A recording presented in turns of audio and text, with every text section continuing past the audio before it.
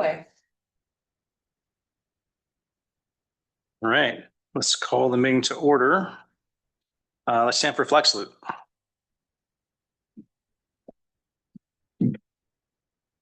Pledge allegiance to the flag of the United States of America and to the republic for which it stands, one nation, under God, indivisible, with liberty and justice for all.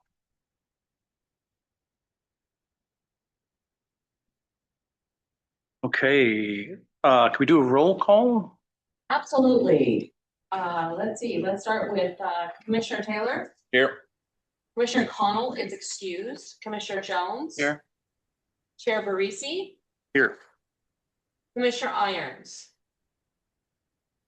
is in the mountains and was going to try to zoom in if he could. And I said, if you don't make it, you'll be excused.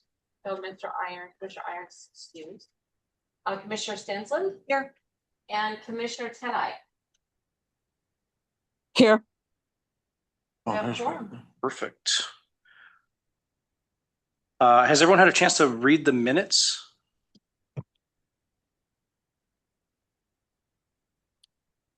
Can we entertain a motion to? I'll make the motion to approve the minutes from the last meeting. Okay. Second. We have a motion Second. to approve the minutes. All in favor, say aye. Aye. Aye. Aye. And that is unanimous.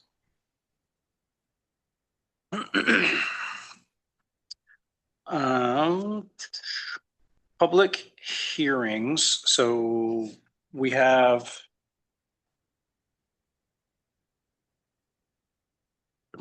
minutes. That's not the right one. The public hearing that was on the docket is RVW 26-000024, which is AKS Engineering and Forestry LLC applicant, and Paul Walton and Joseph Timothy Walton as the owners. We have a request to postpone, no, to continue, right, verbiage, this meeting. Or this public hearing, excuse me. Staff have coordinated with the applicant. Okay. The recommendation from staff is to not take any public testimony tonight, but to simply do it to June 18th, 2026, City Hall Council Chambers at 6 p.m. We need a motion to that effect. Yeah.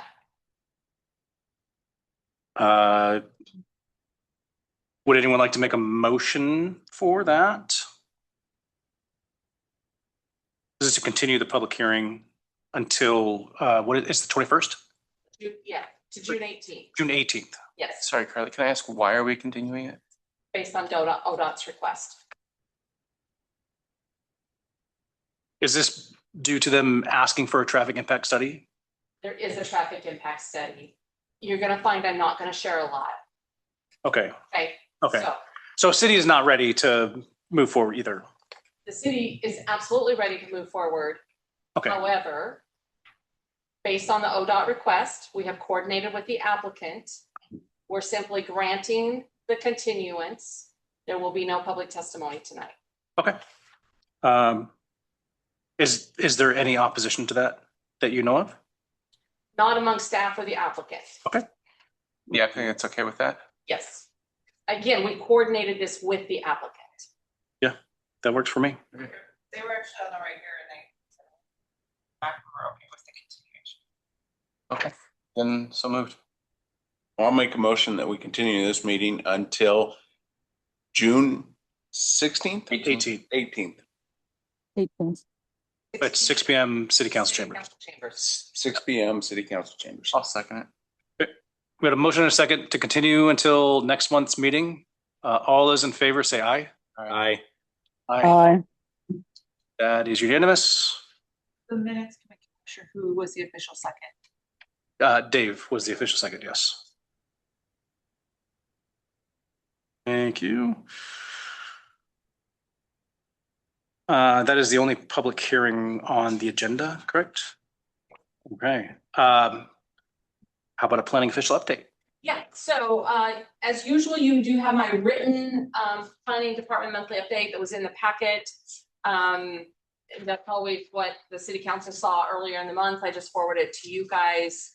But we've got a lot happening, and I want to take this opportunity and actually kind of I don't know, maybe a little serendipity here that we had a continuation. It gives us just a little more time.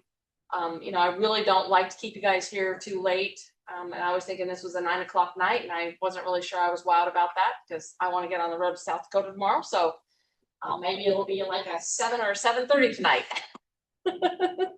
So lots going on. I wanted to take this time and kind of really talk about what's going on with the strategic plan. And as you know, we've been adopting, we've adopted a new TSP, we've adopted a new Parks Master Plan, we've adopted an economic opportunities analysis. All three of those have been appealed, as well as the county co-adoption of our TSP. The one that made it to the briefing schedule first was the EOA. The appellant did not submit a brief and withdrew their appeal at that point in time. We are in record creation and submittal for both the TSP. The county will need to submit. So I should say that the same appellant, there's actually two appellants. There's First John and their First John 217 LLC. And then there is the Farmers Cup. And I can't tell you off the top of my head which one appealed the TSP and which one appealed the Parks Master Plan. One of them also appealed the county's co-adoption of our TSP. We have entered paperwork to intervene in that action because the county indicated they would not defend the decision. So at this point, we've indicated that we will intervene to defend that decision as it is our TSP. And we want it to be applicable in the county's UGB. So again, records are being produced and submitted to LUBA in those three actions. The county will submit theirs. We've done ours for both the Parks Master Plan and the TSP. It is the appellant's attorney who has to submit the first brief. There is opportunity once the record is submitted to have conversation about the record and then move on to the actual briefing schedule. But again, the appellant is required to submit their brief first. So we don't know what the issues that are being appealed. We will figure that out when we finally see a brief.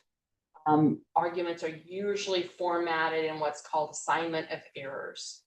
So I don't know what we erred on in any of those plans. So I guess we will be enlightened at some point in the not too distant future. We continue work, and in some instances have really just started work. Well, let's say we'll go with we're continuing work. We're continuing work on the comprehensive plan and development code, and now it's the Tuesday night thing, and that's what I want to spend a little bit of time tonight talking about. That's what I've got some stuff to share with you on the screen.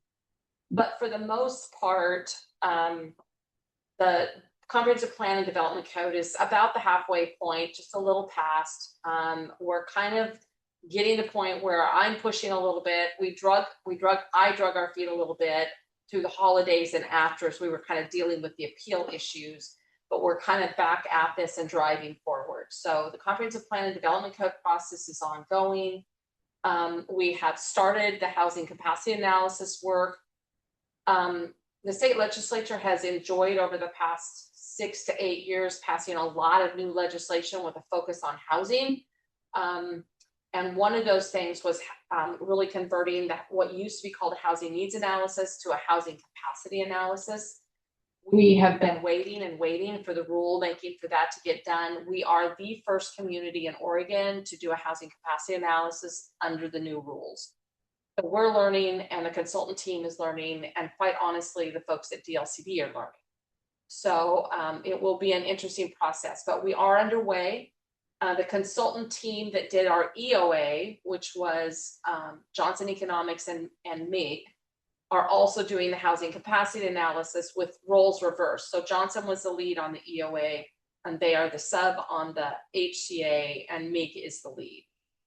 So we've had a couple project management team meetings, those are staff and the consultant on that project. We've had one PAC meeting. We're targeting June 22nd for the next PAC meeting for the housing capacity analysis PAC. So Rod was appointed to that. He asked to be released of those duties. Regna accepted those. So Regna is participating in that. Zach, the comprehensive plan and development code update, you're assigned to that. And if you can't make those meetings, maybe we should talk about, is there somebody else that can maybe step in? So if you want to have that conversation, we certainly can. Yeah, I'm happy to make them. I was sick this Tuesday is all, but yeah. Yeah. And then we have kicked off the Main Street Interchange Area Management Plan refinement. And we have had at least one project management team. We are anticipating the city council on June 2nd will appoint both a PAC and a TAC. We've split this up a little bit, and we actually have a public advisory committee and a technical advisory committee. City council is going to appoint both of those groups on June 2nd, and we're targeting June 9th, I think it is, for the first PAC and TAC meetings. So I need to coordinate that with the consultant team. So that project is moving along as well. I will also share that we started a number of years ago. Part of the reason we're doing all of this planning work is we started a conversation to update the city's SDC charges or system development charges. And when we engaged with the consultants on that, they were like, well, do you have a current TSP? Do you have a parks master plan? Because we have water and wastewater SDCs, but we didn't have park or transportation SDCs, and we want to expand our SDC package to include those.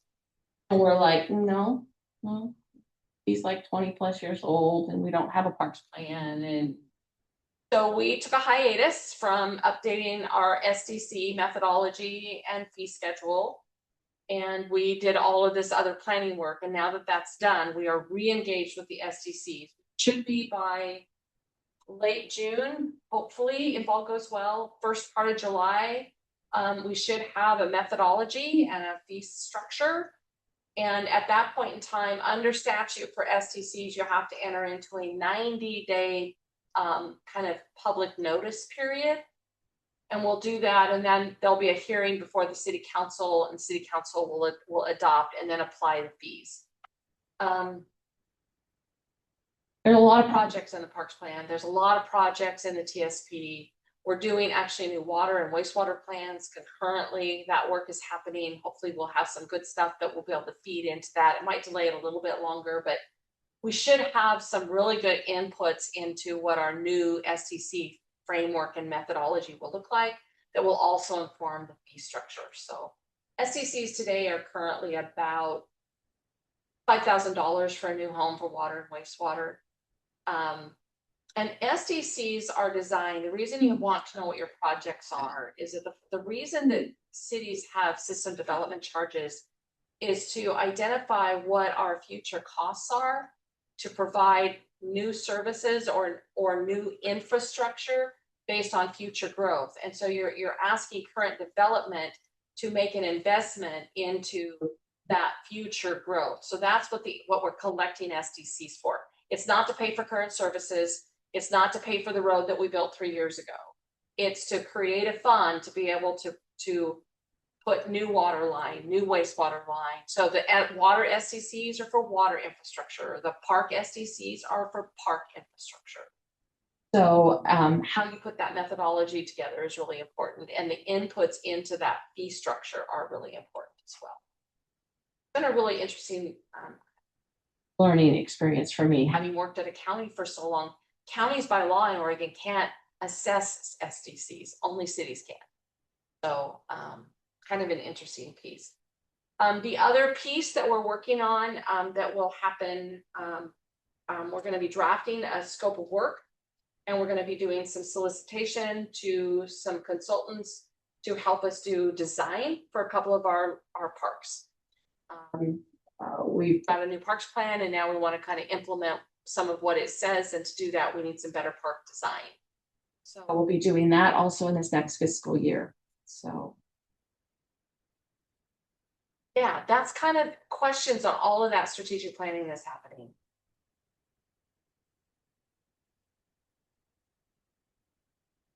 I have lots of questions about FTCs, but we can go on and on. That'll All work. good.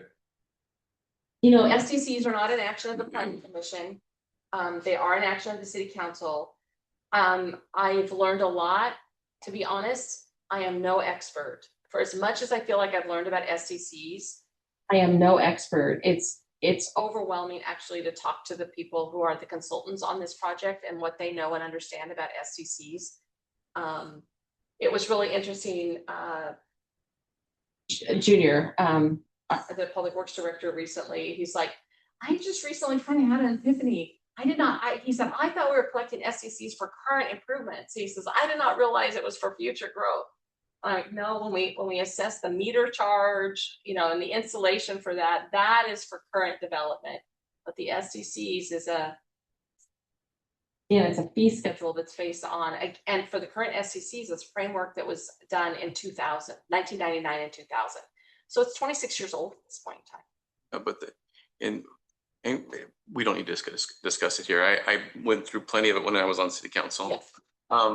But that's also what the rates are for as well, is to put aside for future development, stuff like that. So And that's seen those funds. That's one of the reasons why when we're in city council, we decided to kind of just forgo the SDCs for a while to encourage development and yeah. Yeah, it's an interesting system. So my hope tonight is to kind of get you guys up to speed on kind of what's happening with the comprehensive plan and the development code.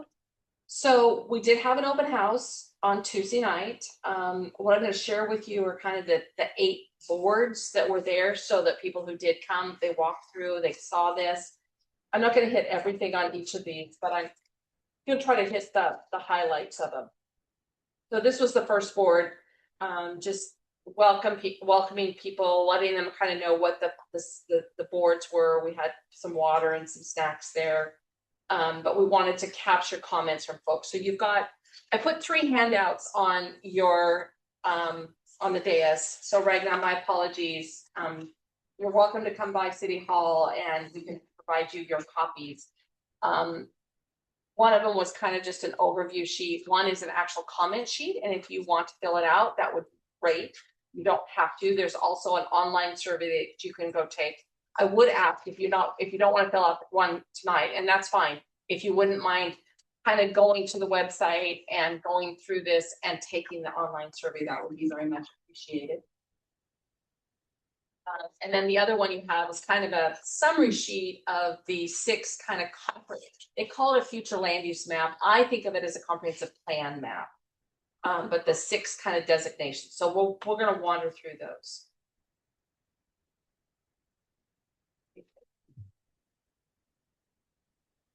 So this was the second sheet that they had, and it kind of lays Boardman out into 5 kind of tiers. The waterfront, the relocated core. They've interesting. They have kind of seized onto Boardman's relocation story as an important story relative to our land use planning history. As the original town is down here under the water. You can go down to the port and you can still see parts of it underwater. Then there is kind of this I-84 corridor that we see at both interchanges, kind of the traveling services that are there. It's more of a commercial and industrial traveler services at the Portomoro interchange. Excuse me. More so for the tourist version at the Main Street interchange. And then 4 is kind of they call it the residential plateau. And then 5 is kind of the frontier limit. And because of the canal and eventually the Army Depot, Boardman's ability to grow south is pretty limited. And so we really will be looking to grow east and or west. And that's going to be driven to a large degree by public works ability to serve both water and wastewater in both of those directions. The next one was kind of a reflection of some of the previous work that we've done with this project. We went out, actually Steph and Aurelie and myself, and when Norma was here and the consultant team, we went out and we went to Brandon and a couple of the consultant team members went to schools. Stephanie, was it you and Norma that went down to the rec center? Yes. We did something out here in the park. It was last summer.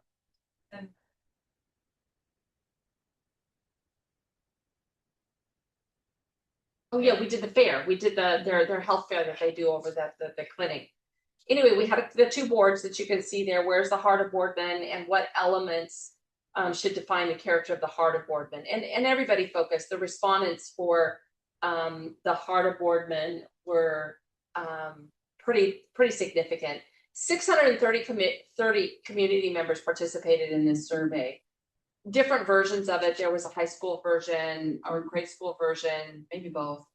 Plus all the outreach that we did. That's over 10% of our community.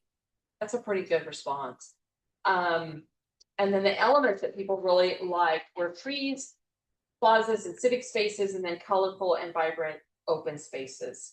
So we kind of know what folks are looking for, what they want to see happen. Want third spaces, that's what that, You want what? third spaces. It's not work, it's not home, it's a third space where you can be. Yeah, and we don't do that in America the same way like they do in Europe. Well, and even historically how we did it. I mean, it wasn't that long ago. Yeah. We've lost Main Street in so many communities. Right, people just want to be, they want a place where they can be. Yes. Yeah, I agree.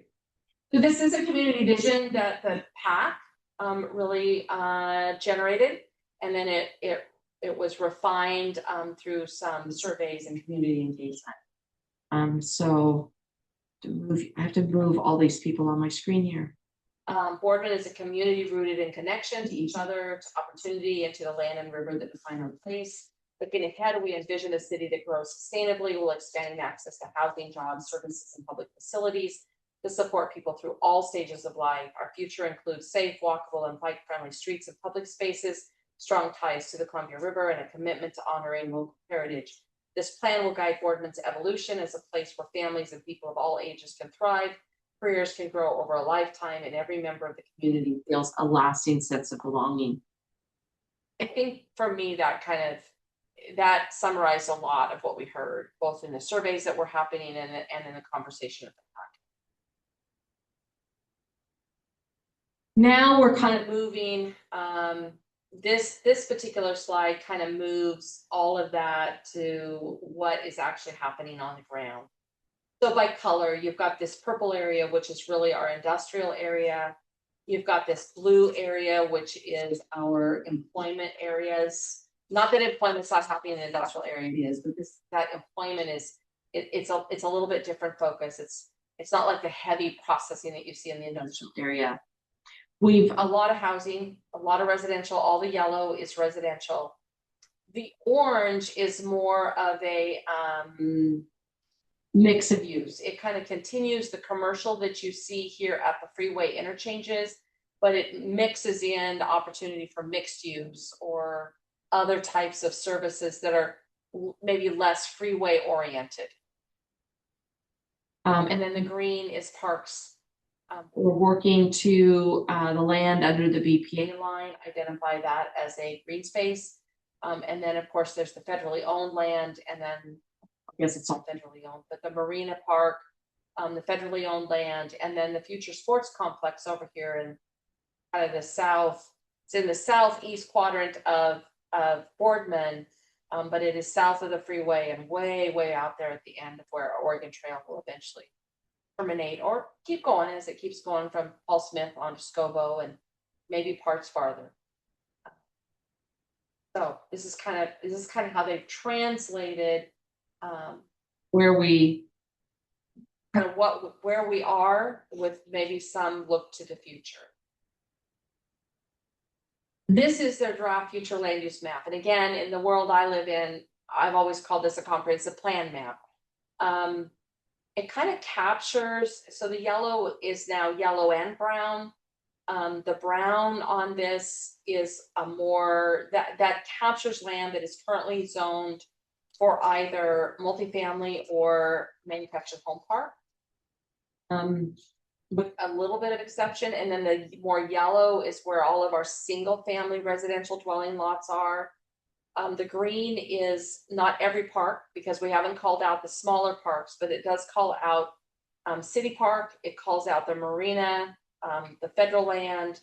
We're working to better define the corridor where the BPA lines are, and then the future sports park. So Zuzu Park isn't called out here, the parks in River Ridge, those will be called out in a zoning layer, but they're not, and maybe not even there. So we're still kind of figuring out how we want to plan and zone around city parks. We haven't completely come to a conclusion on that. So the larger sheet you have is this sheet here. You can kind of look at it and see it. And I do have a couple of questions for you tonight, and maybe we can talk a little bit about it. But neighborhood character is basically your single family residential area. Under the state requirements and where we need to be heading is that your neighborhood character, well, for us has been historically single family dwellings. Under the new state guidelines, it's single family, duplex, triplex, cottage clusters, the allowance for accessory dwelling units, those types of things. So a little more potential for density, but not like mid-rise necessarily. Not that you couldn't incorporate that, but it's not specifically called out.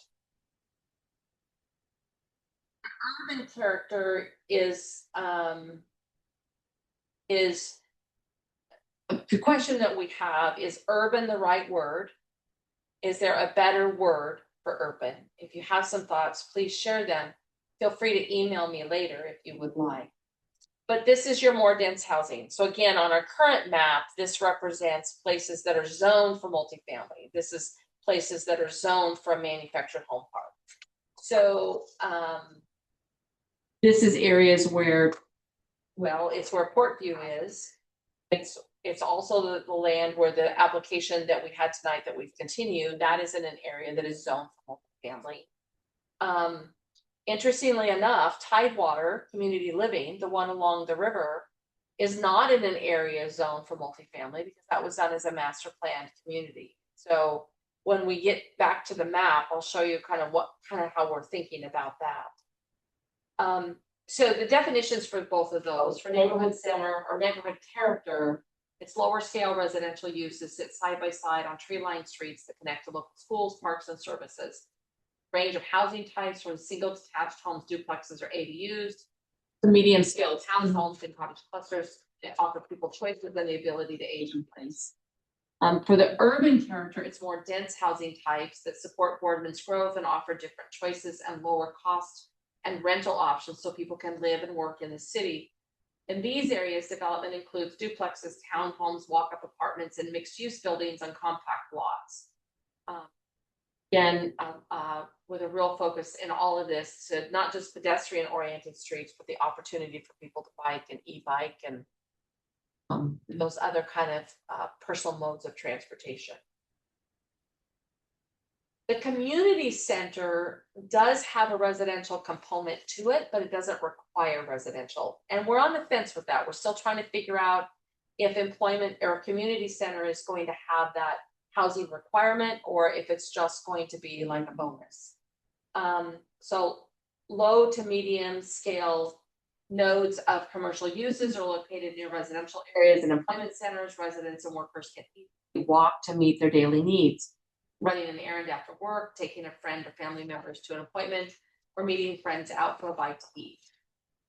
So again, here we're looking for enhanced streetscapes, active ground floor uses, wayfinding and signage, and public gathering spaces that will create a shared sense of space and pride in what makes Boardman unique.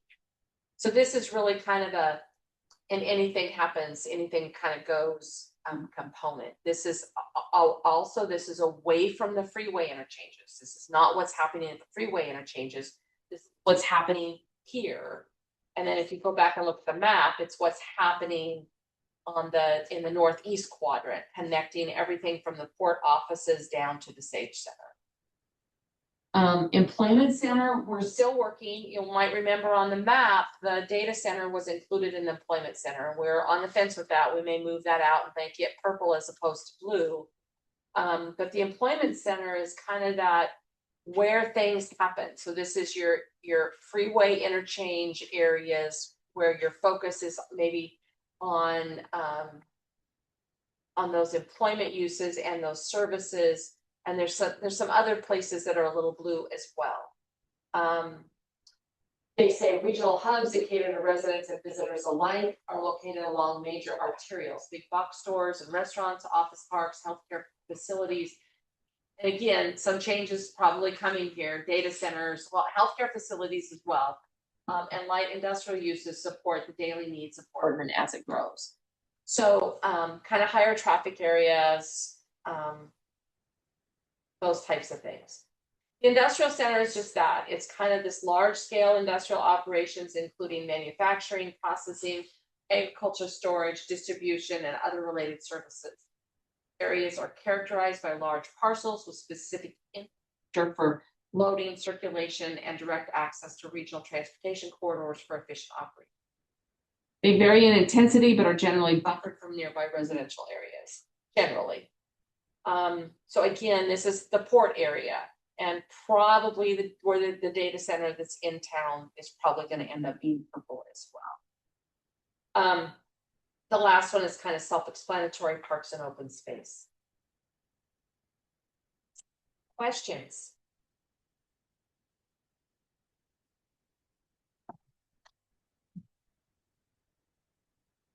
Back to what? So right now, are you able to see the map on your screen?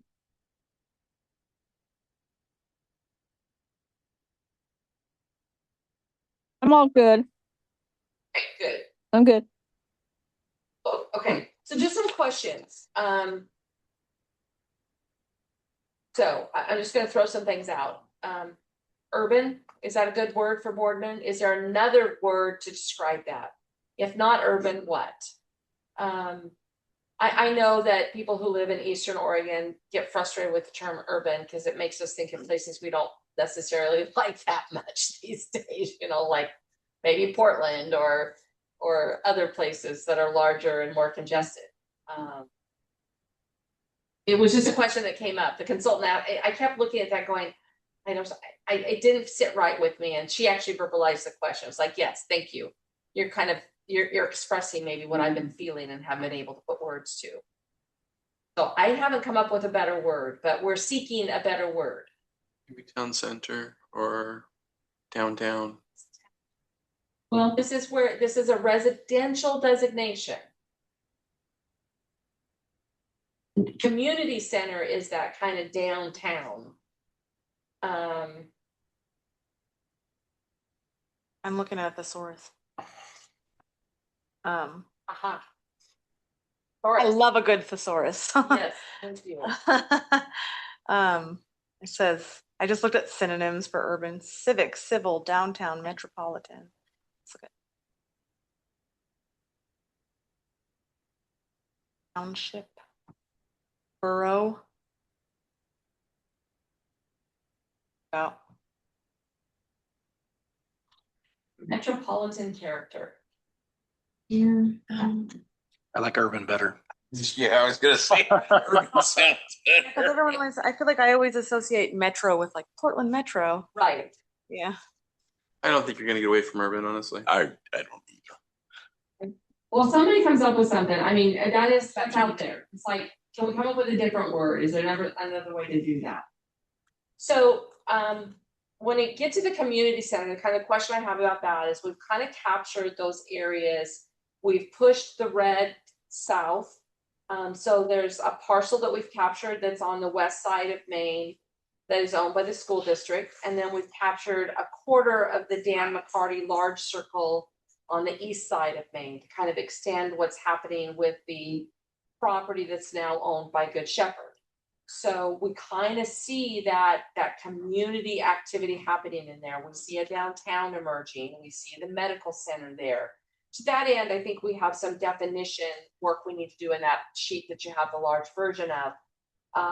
But there will be an opportunity in there to allow residential uses, but the primary focus is going to be that commercial nature, and the residential uses would either be on the fringe or they would be on a second and third floor.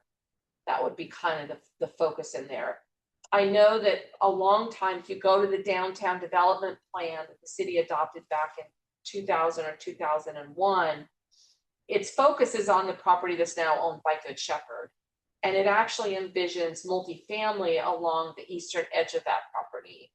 And I think Good Shepherd appreciated that in that plan. One of the things I learned when we had an early conversation with them after they purchased the property is that as an organization, they actually own a fair number of both apartments and single family dwellings. And they own them for recruitment and retention purposes. So, you know, traveling nurses and doctors, they don't have to go find a place. They don't have to go rent a hotel room. The hospital is offering them a place to live while they're here working.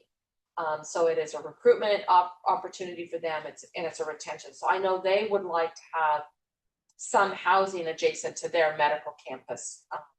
So we know we need to allow some level of standalone multifamily in that zone. But as we move to the center of that zone, we want to make sure that the opportunity was more commercial main floor housing, second, third floor kind of thing. How about village? Village center is what ChatGPT is telling me. Instead of community or urban? Instead of urban. Village center. Village. Village character? Yep. Village, mixed use village, town core. That sounds like they use core in a different way now, though. Yeah. I like village. Village. I like village too because it sounds quaint.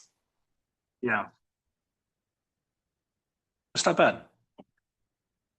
I'll send village to the consultant team. Got a homey feel to it. Yeah. It does.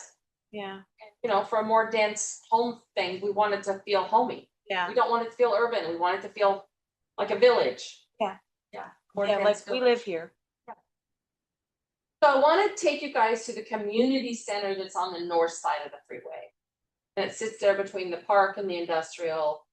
And the struggle I had and kind of what I challenged the consultant team with was, look, I have port offices, I have a hotel, I have a residential community, I have some light industrial land, I have cemetery land that's a brownfield that needs to be redeveloped. And then I have the residential, then I have the Sage Center and the uses and the rec center. Well, how do I pull all of those together and what do I call that?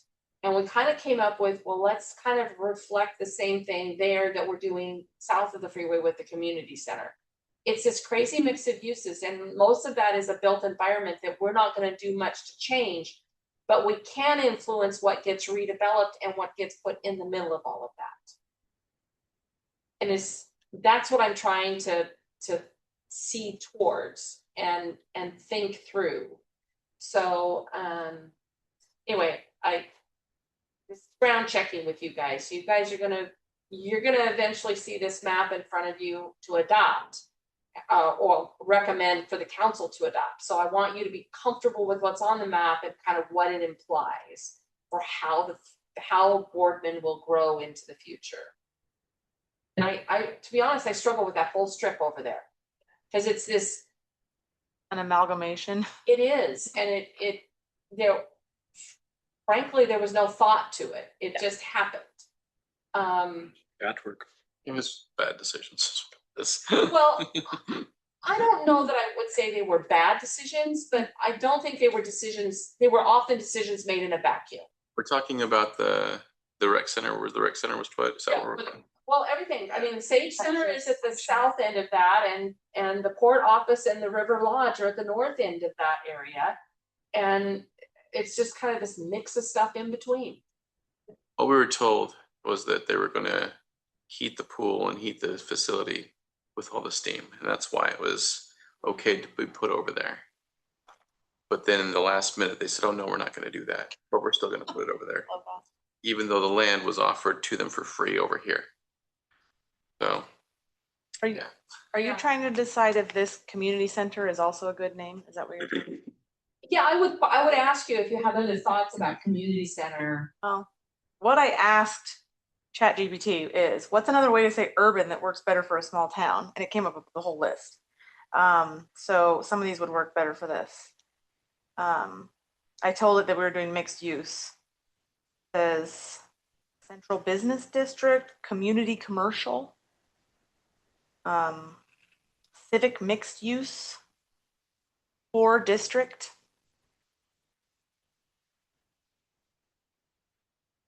Are any of those resonating with any of you guys? I hear those and I think I like community center. just Yeah, I a do little too. better. I think I do too. I think it's Yeah. simple. Cause it is, I mean, like the rec center and the sage center, I feel like I'm over there all the time and it is where a lot of community happens. Kids and everything else, all the sports and whatever. Yeah, kids there all the time too. Yeah. Yeah, and I would like, Between the play structure at the Sage Center, the big rooms inside, the rec center, the daycare, the workforce, I mean, there's just a lot of things that would draw people to that. But the city now owns the property just on this side of Olson. If you've been over there recently, there are new streets going in. yeah, And front will be rebuilt this summer, into this fall, and there'll be all new streets in there, and there's a new hotel that is under construction adjacent to where the state, well, it's on the old dog park is now going to be a new hotel. So it starts construction June 1st, as I understand. are we gonna put a skate park anywhere? Are there plans for that at all? The park master plan acknowledges that there is an interest to replace the skate park, but it also clearly indicates that we need a better skate park if we're gonna do that. So some thinking is if we do the sports complex, it could be placed in its sport complex, which is Sunset Park, which is the stuff kind of Paul Smith and Oregon Trail Boulevard out that way between Bay. How far to the west does the red go? So you got the Sage Center and everything on the east side of that road. On the west side of it, how far does the red? Just that strip, so the strip where the old Susie Frederickson's Yeah. Storages that are there. Yeah. Just that strip, that long strip. Then when you get to about where the rec center is, it then all that property that is owned by the cemetery district, that is, well, actually Lee Dawkins' old office is in that area. Macario's, so all of that stuff, the sheriff. Like Allen Holmes is there. Yeah, all that stuff, the cemetery district is the underlying landowner there. I think we've gone all the way over and are capturing actually the cemetery in this as well. So it's to the cemetery. So then going north, it's where Eldridge is, the street where Eldridge is, it's capturing that area. Now that's built. And again, that's a really crazy mix of uses because you've got the UEC facility, you've got Juan Bombello and the independent transport stuff. You've got the youth facility that's it. You've got all this kind of stuff that's it's not incompatible, but it's also diverse. tied together some. Maybe somehow. I don't know. I don't know if you start putting names on stuff and trying to figure out, okay, so what can you build there and what you can't build there? You got Allen sitting there. If you're just looking into the complete future, that's a fairly sizable chunk of land there that what goes in it. And what goes in it is what people want to put in it for the time being, so it gets developed, and then we work on it from there. Well, and I think that's part of what we're trying to kind of hone in on is, this is kind of a future land use map. We're trying to make some decisions about what is that future vision. And then when we write the actual development code language, we write, okay, so we know we have, so like in the southern one, the one south of the freeway that's community center, Hospital owns that. We need to make sure we can have a medical center in there or a hospital. We need to make sure that you can have government facilities in there because we've already got a city hall. We're going to have a police department. We have all these other things. We need to make sure that we can have grocery stores and Napa stores and, you know, that kind of activity. What else goes in there? And then on the north one, is the zoning a little bit different? Do we drive different things to the north? If the grocery store were replaced or if competition came into the grocery store, where should it go? I've heard Ace needs a bigger facility. Where's a good place for a hardware store? I think it's on the cemetery property along Columbia. Hmm. I don't think. No, Okay, so where would the right place for a hard? So looking at this, Right across the street. right across the main street. Yeah, right across the street. Main Street. Yes. Right there. That would be. The problem is that as it goes to Columbia, well, then you'd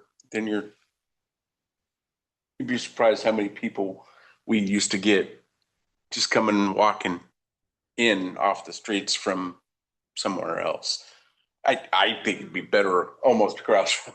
So you're thinking that if it were down there by where the cemetery is, then that you wouldn't get enough traffic? It's not the same traffic. Yeah, it is. It's just not the same traffic. And so the other one is they haven't said it yet, but I think Northwest Farm Supply. Yes. That could be a one that And so let's also look at the employment land that's at the Fort Morrow interchange because we are anticipating some requests to do some interesting things down in that area that are related to kind of those more commercial uses. Tire store. Farm store, trailer sales, Um, those types of things. So got a better place for an Ace Hardware, or is truly right over here the best place for an Ace Hardware? I think stores where people are going to frequent. We want that convenient to the public. Main Street, how much more can it get convenient to the public than right here? You know, that's where our main thing is. If you put it down by the cemetery, that's a great place for residential, but it's not necessarily, in my opinion, a great place. It's a great place for where you don't need a lot of public access. So that cemetery property, again, not the cemetery itself, but from the cemetery to the east, Olson, that is just, it's old. A lot of that needs to be redeveloped. What do you see there? Put a data center. This is, you know that we started a community theater group. Do you know that? It's called Sagebrush Community Theater Project. I'm like on the board. And I'm the director, but I have dreams to get a big grant to build a theater somewhere. So where would you put that if I could do that? I need to have 3 years of successful shows and everything to be able to apply to such a grant. But something like that, I would think it would be awesome to put something like that over there by the Sage Center and over there by the rec center, because then it's just more like recreation stuff, right? To go to the theater. Got the parking there too. Yeah, and you have parking over there. Yeah, makes sense.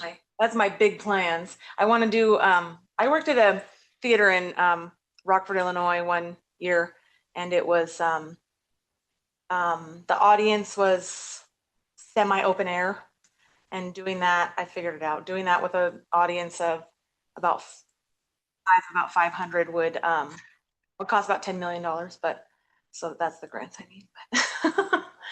So I know that when. Maybe near an I event know center. that when the port and the city were working on doing that kind of sports complex down along the river, there was part of that plan had an amphitheater component. And there's been kind of when we were doing the Parks Master Plan, that amphitheater thing came up again. And the thinking kind of is out of the Sunset Park, the future sports complex, that a component of that could be a amphitheater. Yeah. But that amphitheater, I think it's because you're not building a building. You have to move Yeah. a lot of dirt. Right. But you're not building a building. Right.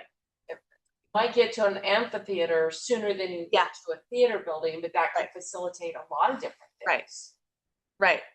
Yeah, I'm just thinking, The same, my only thinking is that, and it just, when you're thinking in the future, in that red, you don't want to make your rules so stringent, you can't. you can Fix something something else. else. So So if we were to redevelop that cemetery property, again, up to Macario's and building the sheriff's offices, apparently the building the sheriff's offices in used to be a hardware store?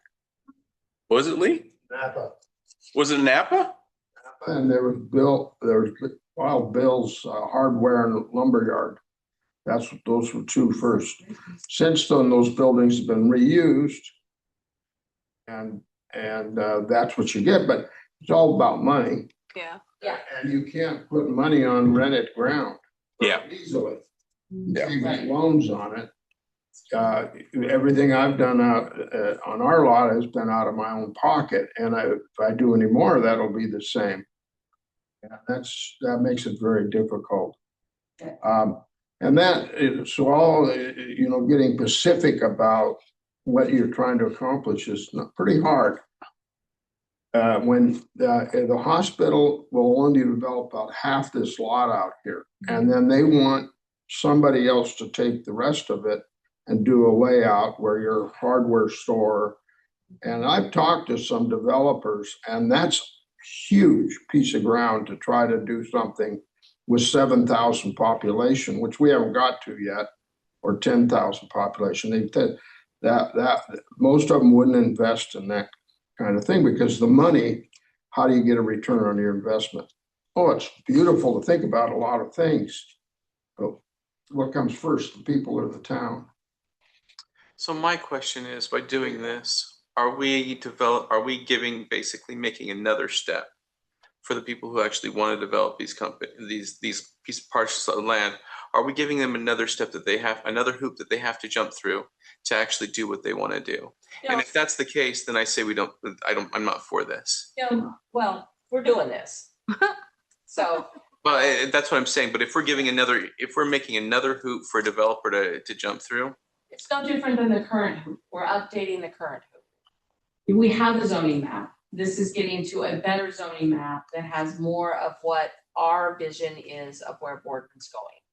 So For us as staff, I think it takes away a lot of what we have now of sub-districts where it gets really complicated, particularly looking at residential zones, because we have this residential zone, but then there's a Sunridge sub-district, and there's this sub-district and that sub-district, where your options are really limited. So when we get a developer that comes in and they say, hey, I want to build a triplex, no, it's gonna be, I want to build a fourplex.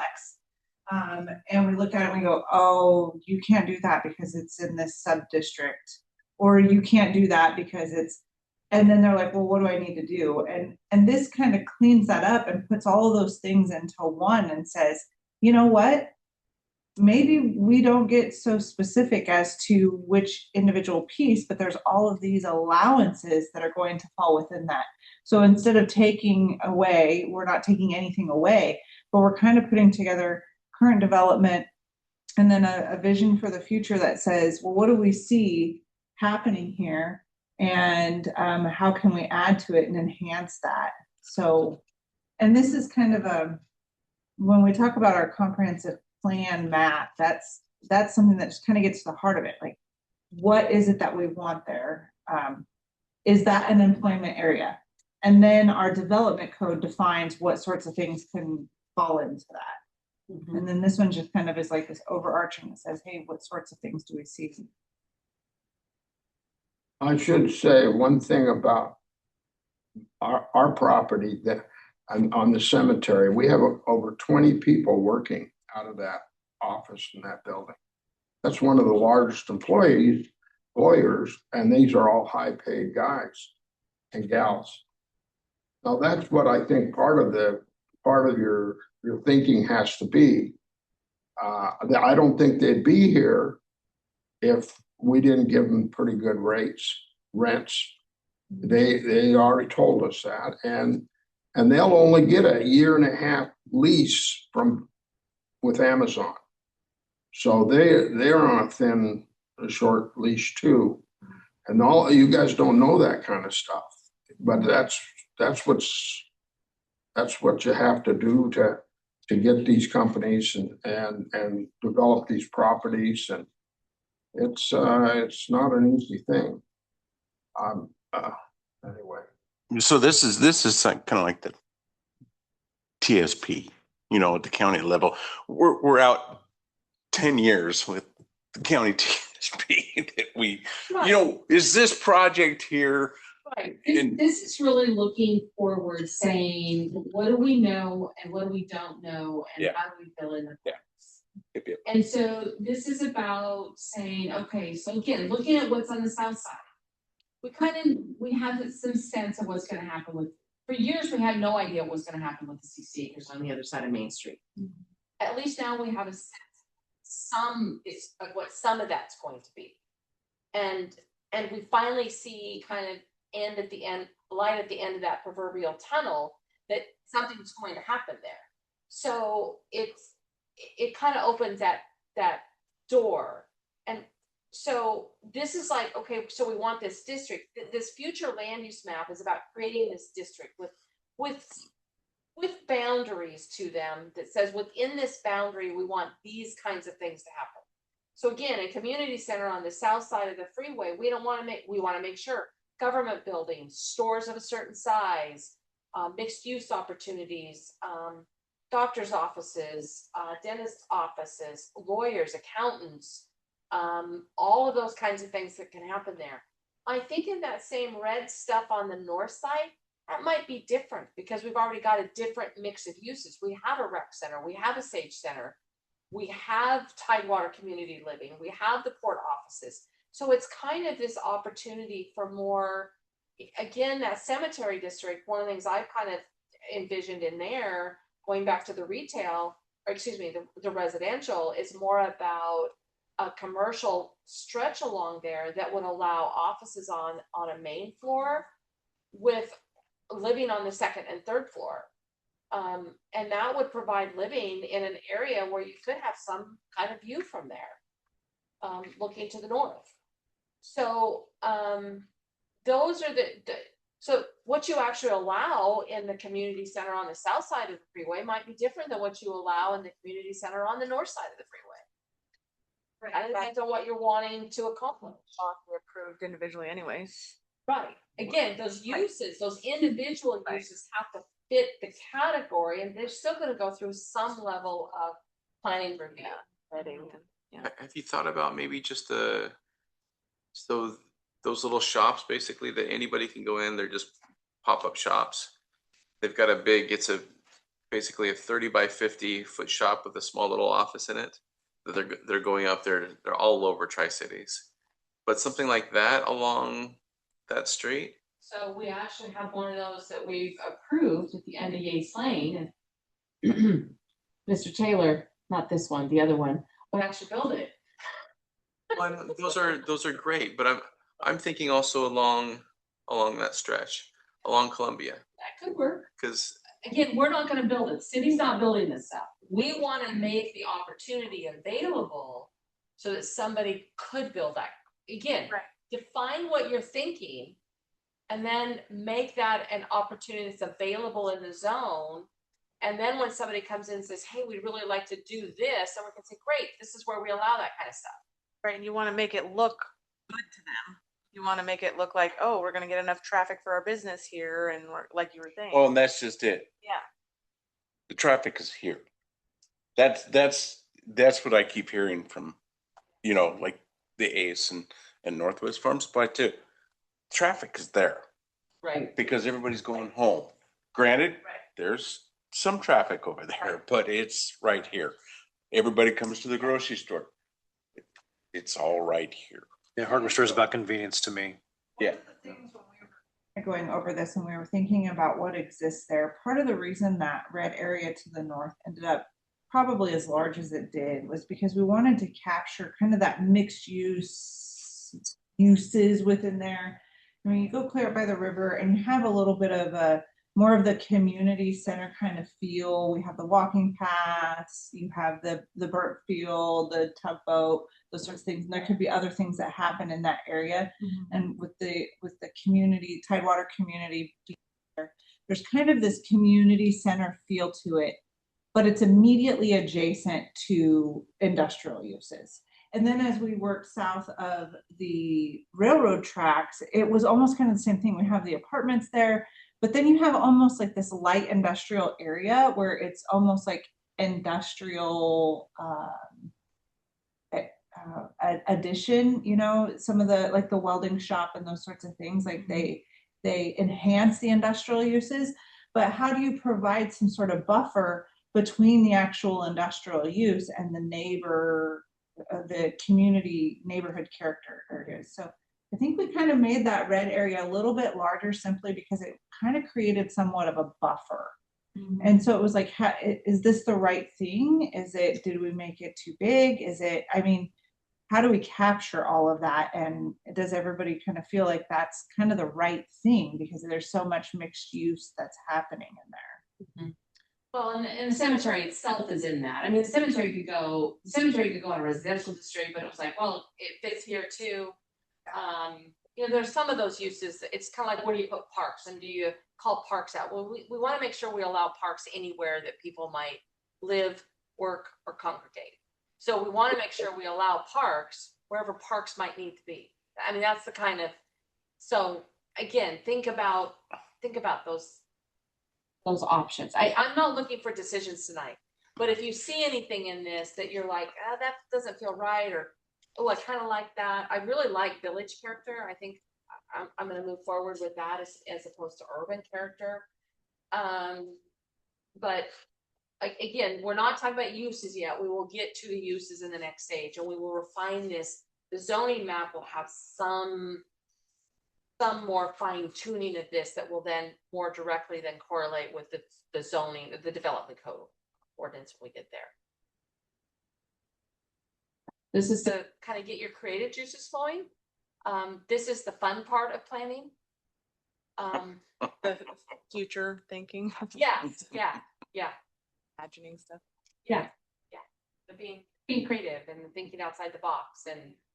Yeah, that's why I said, like, with my theater idea, is to me, being over by the Sage Center and the rec center would be on that same track, you know. This is where we go for events and things. So the city bought the property there that is, that Susie Frederickson owned for so long, and there will be a park as part of that. Maybe I'll just plant the idea that an amphitheater would be a really good idea. Yeah. So Just make sure it doesn't face into the wind. That's exactly what a I. hotel too. Well, the hotel is actually in the blue. You see where just the right blue there. stands on that map. So let me come out here. So the hotel Right The there. hotel is on right the here. corner. I got you. And then this is the Frederickson property. The cemetery is about right here.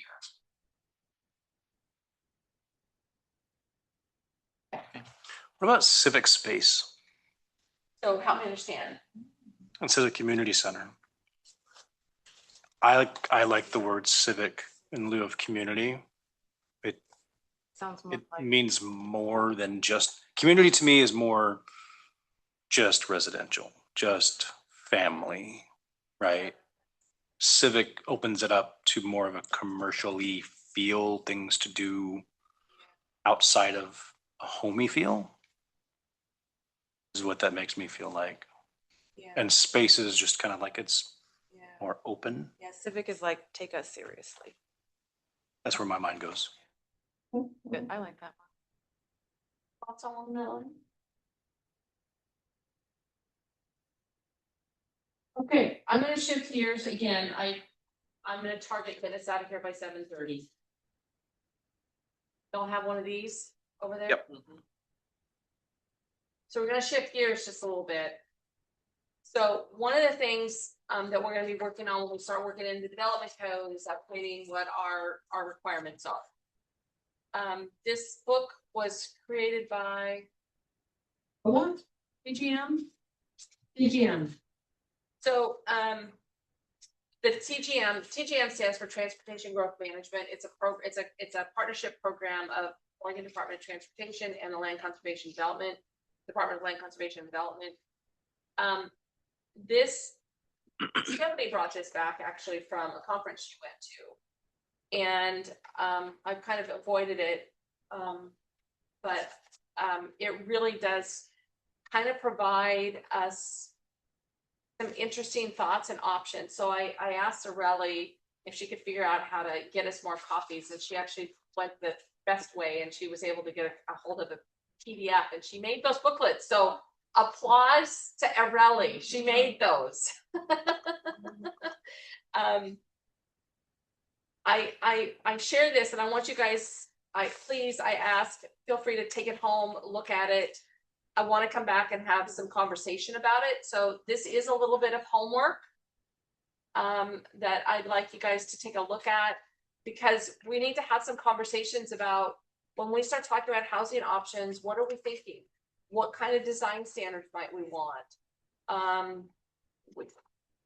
want to get to where it's simpler and easier, but if we just say you can build anything, we might regret saying that. So how do we expand the options and do it in such a way that we know we still are going to get a nice looking product for people to live in? Mm-hmm. So this is your homework. I am going to get out of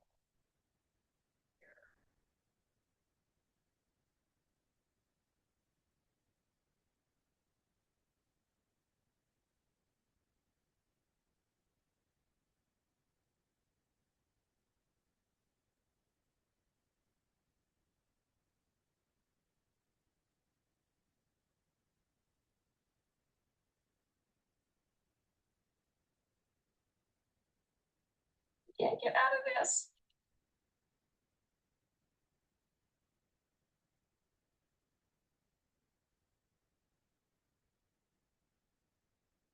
I'm gonna stop sharing. I'll do that. Then you guys don't have to look at me frustrated over here.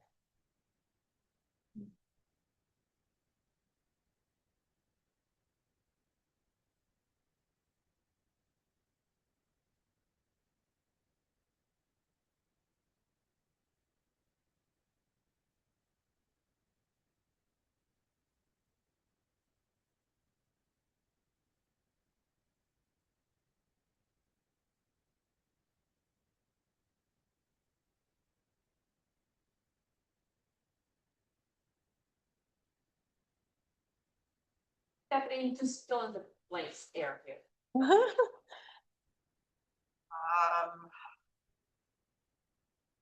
Not the book. My brother lives in a little cottage community in Arizona, and that is so nice. It's gated, and everybody's got their own parking spot, but it feels very nice and quiet and safe. And I feel like it's a lot of like single working people in there. That's what it looks like. Kind of. I think as we kind of Yeah. work through some of the development code updates and those sorts of things, kind of looking for, our development code is so outdated that it captures kind of the design elements of the past. And I think we've moved into a forward thinking design where we can consider cottage clusters. Yeah. I mean, 25 years ago when our development code was last completely updated, I don't know that there was That wasn't a thing. around, or if there was, it wasn't necessarily desirable. It was probably more affordable. And I think now folks have moved towards a more simpler lifestyle and those sorts of things. Been getting a lot of requests for accessory dwelling units. I remember you saying that last. A shift towards families aging in place, or younger generations, multi-generational living because younger generation home, or because of the way the economy is, having to stay home for a while longer, but they want some level of separation for the family. I think there's a lot of things when it comes to housing choices that are going to be a little bit more forward thinking, and hopefully our development code can kind of catch up with the times a little bit in some aspects. And not just thinking about 25 years ago, the desire was single family homes on individual lots, and that's what we did. Flavor throughout the code and the way things are allowed, I suppose. I'm just gonna take you just quickly through our strategic planning pages on the website. So if you go to the City of Boardman website, which is just cityofboardman.com, under community, or main tabs across the top under community, if you just choose strategic plan, you get here. And then if you scroll down a little bit, you've got a couple different options to get there. These are the things that we've been working on. You can click any of these, or you can click along this menu along the side. But this was the strategic plan council and planning commission workshop on February 4th of last year. The PowerPoint, how we got to the strategic plan that we have, the survey that was done for that. You can actually go to the city council page and see the adopted strategic plan. That adopted strategic plan gave us these 5 things that are along the front of the dais. So it gave us expand shopping and service opportunities, provide a full range of housing options, support modest sustainable growth while retaining the city's small town feel, provide adequate public facilities and service, and build on natural resources and other assets. So those came out of a community-wide strategic planning survey that was done, and that is kind of the overarching thread that has been imported into all of the rest of the work that we've been doing.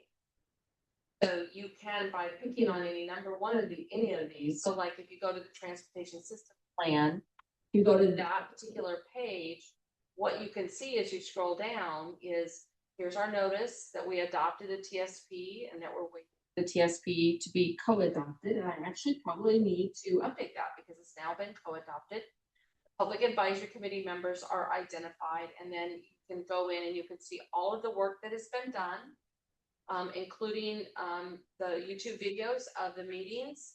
And then for this one, this is the adopted transportation system plan. So you can actually see, there's the ordinance that adopted it. There's the planning commission findings. There's the final TSP. There's the TSP appendices, and then there's the notice of decision.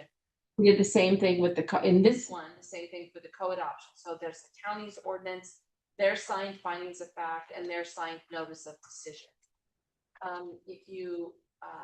You can see all of that there. So again, for the Parks Master Plan, you can see the same thing. You can see the advisory committee members. And then again, for this one, you can see all of the activity that happened. And then you can get to the actual adopted Parks Master Plan. And kind of the same order. The adopting ordinance, the planning commission findings, the actual plan, and then the appendices for that. I find the same thing with the EOA, where it has been adopted. So the other ones, like if we look at the housing capacity analysis, not a lot here. We had one PAC meeting and we have one PAC meeting coming up. So there's not as much here because it's kind of new in process. If you go to the Main Street Interchange Area Management Plan, there's nothing. We haven't yet appointed the PAC and the TAC. Once we do that on June 2nd, Amanda will populate that information. And then when the first meeting happens, it will. This is the big one that we're working on, the comprehensive plan. Again, the members of the committee, the meetings that have happened, the links to the videos of the various activities, and then eventually when we get to adoption, that will be there as well. Just from a schedule perspective, you're going to get busier. There will be a couple of joint work sessions with the city council that are coming up. So we're looking at doing it 2 different ways. In some instances, we may have you join the city council, but there's also an opportunity that we may have the city council join you. Sorry to say, Zach, the mayor will probably push you out if it's our meeting and he'll want to sit Don't gotta twist my arm.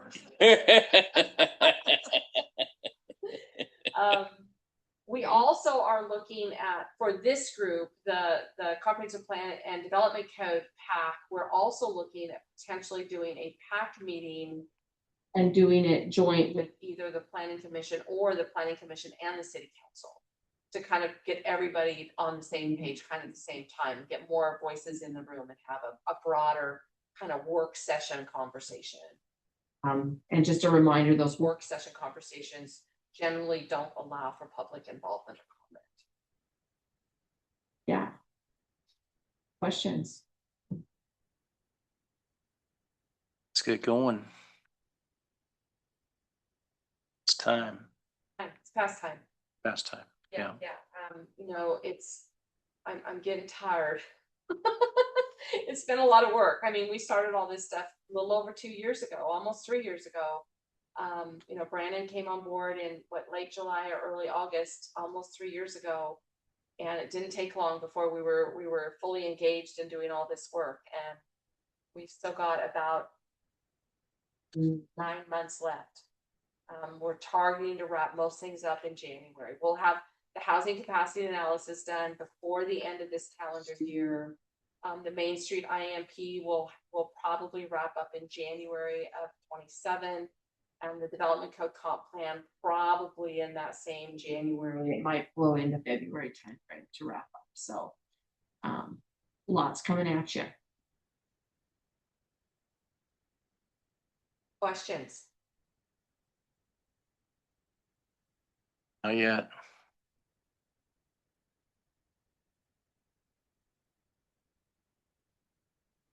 I think from the perspective of the agenda, we did this long enough that the only community we have for public comments is Counselor Pettigrew online. I don't know if she wants to give any public comment or not.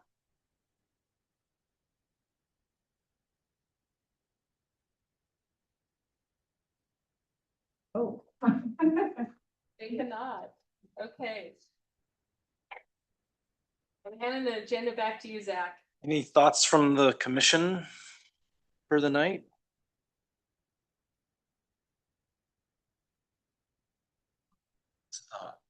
That's what I thought. I'm trying to communicate. Yeah, that. yeah. All right. I guess we will adjourn then. Thank you.